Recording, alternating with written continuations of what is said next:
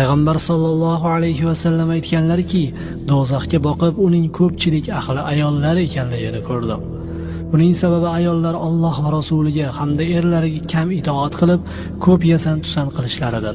Ya'ni ular ko'chaga chiqqanlarida pardoz-andoz qilib, o'zlariga zeb berib, chiroyli, yaltir-yultir kiyimlarini kiyib, begona erkaklarni fitnaga solib yuradilar. Shuning uchun ham Payg'ambar alayhisalom aytganlarki, ayol kishi avratdir. Agar u uydan chiqsa, shayton unga ko'z tikadi. Tabaroniy rivoyati.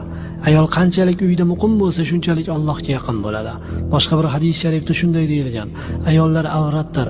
Bir ayol uydan chiqadi va uning xayolida yomonlik bo'lmaydi.